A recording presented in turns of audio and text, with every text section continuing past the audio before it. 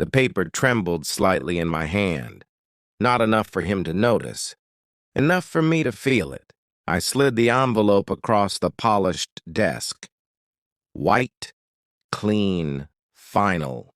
"Congratulations to Hanna," I said calmly. The office smelled like leather and money, the kind of room where decisions were made, quietly, and lives were rearranged without apology. He didn't open it at first. He smiled. A practiced, indulgent smile, the one he used when he thought he was benevolent. Then he read. The smile collapsed. His hand slammed the desk so hard the pen jumped. "Is this a joke?" he barked, standing up. "You think you can threaten me like this?" "Threaten." I kept my hands folded, my face neutral. "No," I said. "I think I'm congratulating family." His jaw tightened. His eyes burned, not with anger, with panic, because in that moment before he spoke again, he realized something. I wasn't bluffing, and I wasn't surprised. 6 years. That's how long I gave this company. Late nights, salvaged contracts, quiet fixes to his loud mistakes. 6 years of being the invisible spine holding his empire upright. And 3 months ago, Hanna arrived. Fresh MBA, designer heels, a last name that mattered more than competence ever would. I watched the shift immediately. Meetings I used to lead, she attended. Emails I once answered, she was CC'd. Decisions rerouted. At home, the changes were subtler. My wife stopped asking about my day, stopped touching me without intention.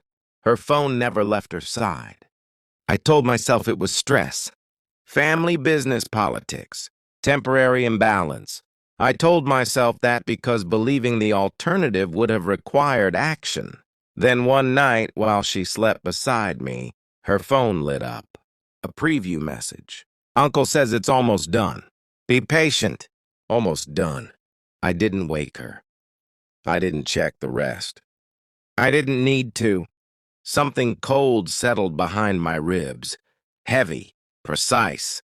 This wasn't just professional betrayal. This was coordinated. I became observant. Not emotional. Not reactive. Observant.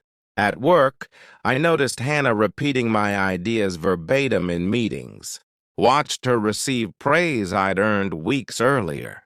At home, I noticed my wife's rehearsed indifference. The way she spoke about my job like it was already past tense. I pulled call logs. Nothing incriminating. Just patterns, repetition, timing. I ran internal audits under the guise of process improvement. Found reassignments approved before the promotion announcement, dated earlier, signed by him.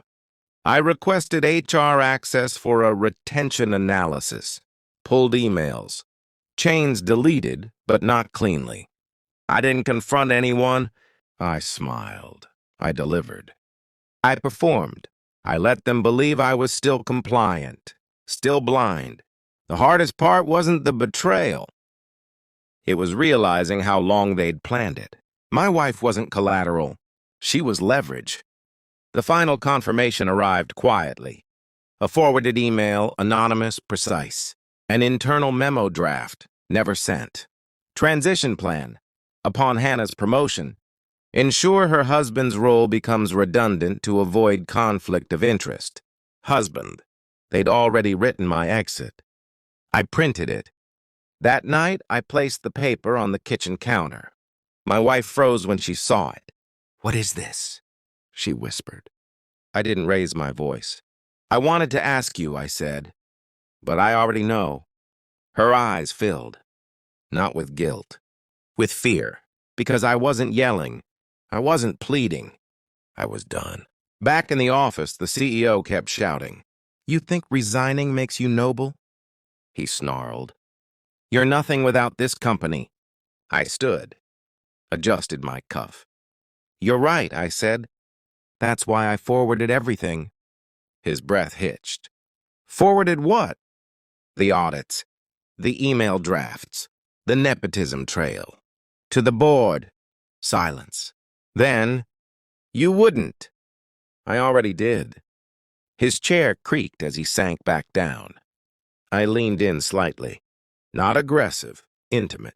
Oh, I added almost kindly, and Hanna doesn't know yet.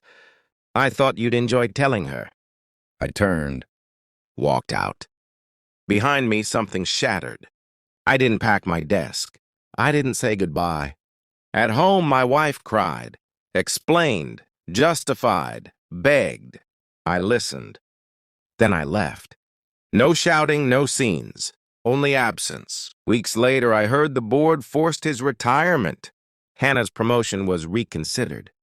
They lost more than a position. They lost control. As for me, I didn't win. I reclaimed. And that was enough. Because the most devastating revenge isn't destruction. It's walking away after making sure they understand exactly what they lost.